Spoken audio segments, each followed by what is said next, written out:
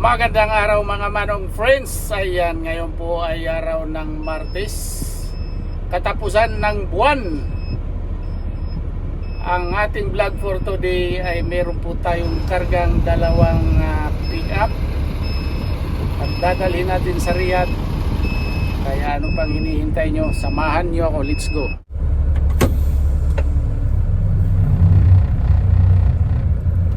Alis na tayo mga manong friends.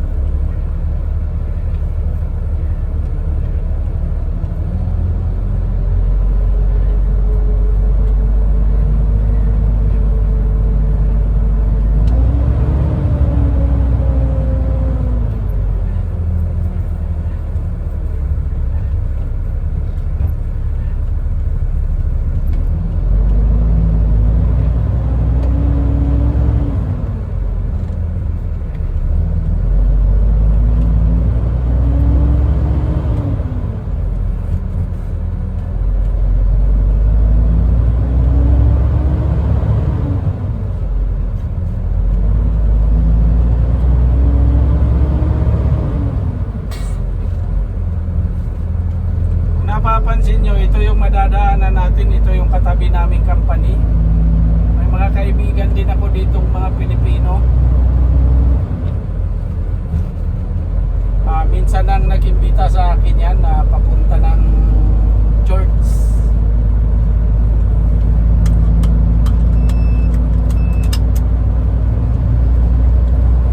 Sinusundo nila kami, tapos sinahatid.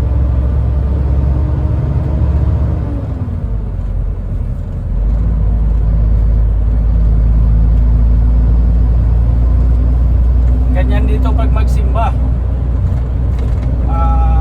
sinusundo, inahatid.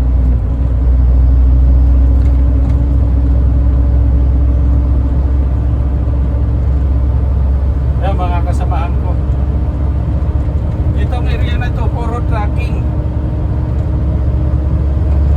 Mga trucking business ang ano dito.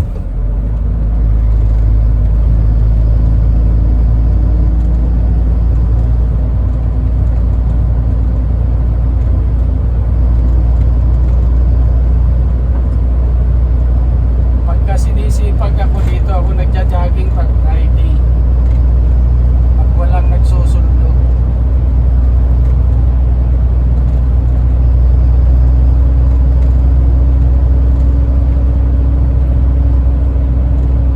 Ayan yung mga tindahan na binibilhan namin.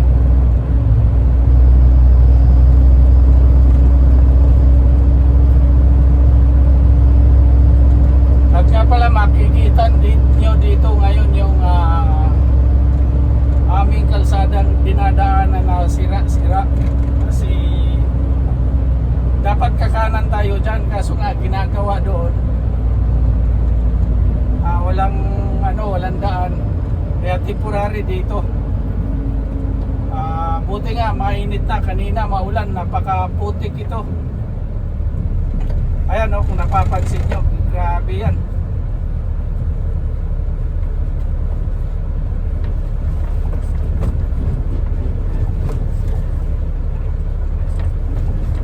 O, diba?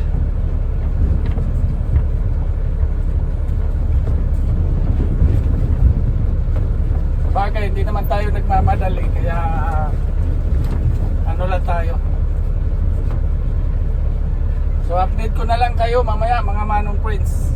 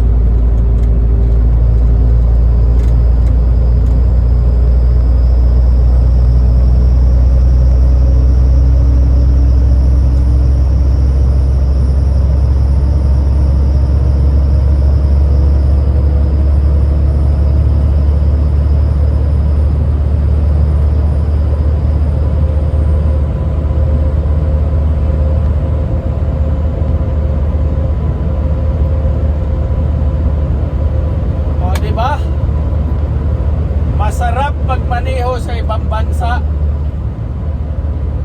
Dito sa experience ko, kasi wala naman akong ibang napuntahan na ibang lugar sa abroad, kundi Saudi lang. Although nakadaan ako ng India, Bahrain, Dubai, pero mga ganun-ganun lang. Hindi talaga yung nakapunta, nakababa. Baga parang sa airport lang, naglakad gano'n.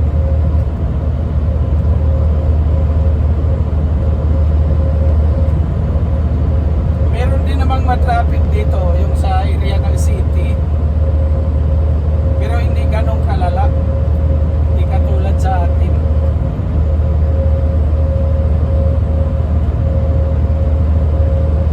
Saka dito, kung sino yung nakasubaybay sa akin, yung pagkain ko ay libre. Walang as in kumain ka ng kumain.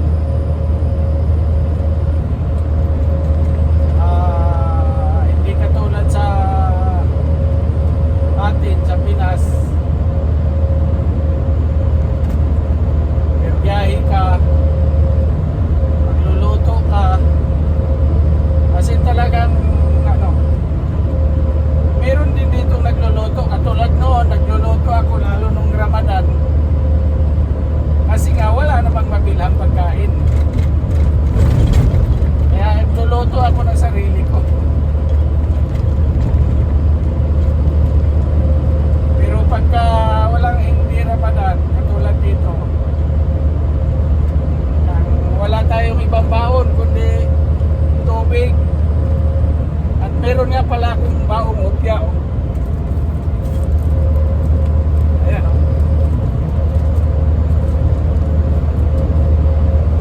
tsaka tubig.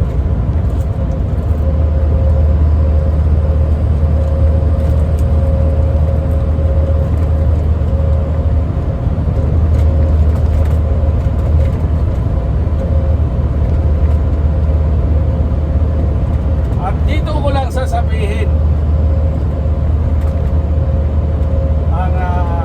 sasabihin ko nga ba talaga? Wag na nga lang.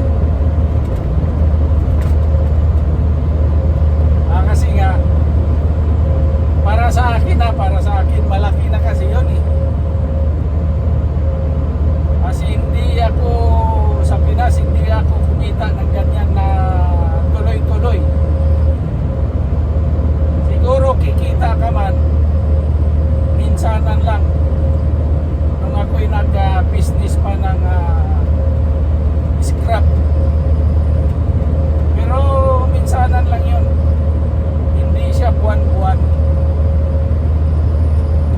Siguro sa isang taon mga 3 beses, depende kung marami kang kalakal. Pero kung konti lang, wala.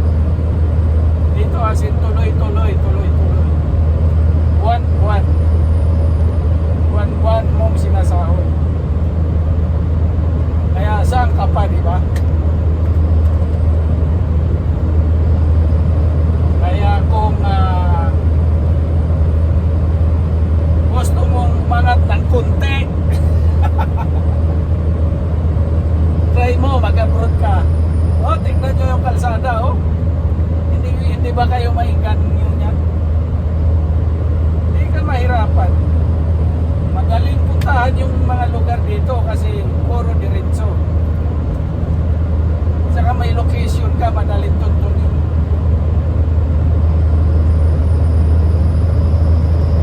Ang luluwag ng kalsada.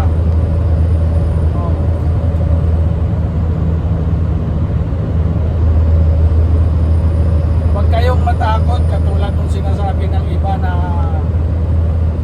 malaki ang multa ng violation. Nasa iyo naman yan, depende sa iyo kung marubal ka, diba? Yung katulad dito, di mo itakbo natin 80 lang, pwede ka lumagpas ng 80.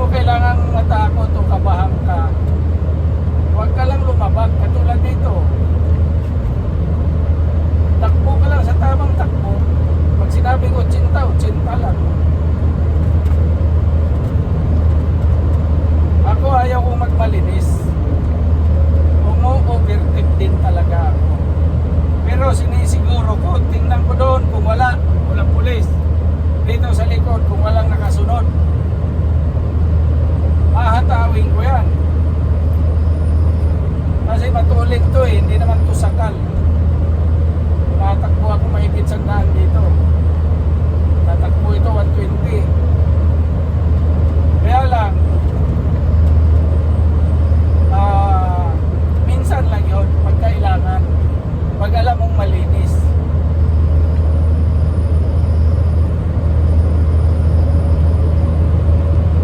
Kasi yung iba kasi talaga napakabagal tumakbo. Karga ng mga punong-puno, mabigat. Halos ma-overload na. Tapos gapang-gapang naman. Nakalain mo itatakbo lang ng 60, 55, 60, ganun lang. Tapos dito pa may pwesto. Sana bumilid ng konti para makahataw ka.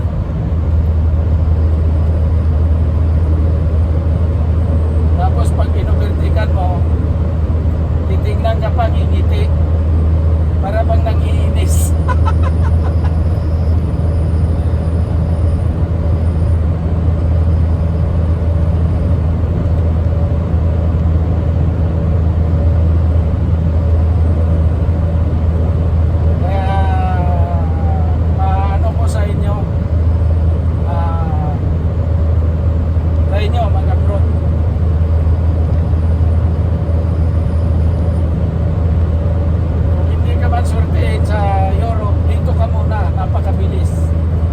Saudi ang pinakamabilis puntahan.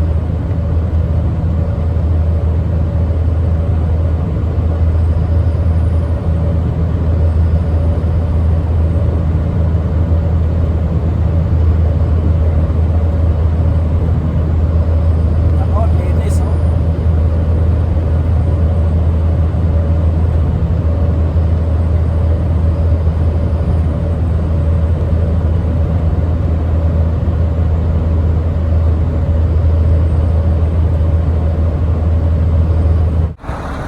At dito ko na lang siguro tapusin ang aking video. Maraming salamat sa inyong pagsama sa akin kahit hindi pa tayo nakarating, pero dahil malapit na magdilim. So maraming salamat at hanggang dito na lang. Laging mag-iingat. Bye bye.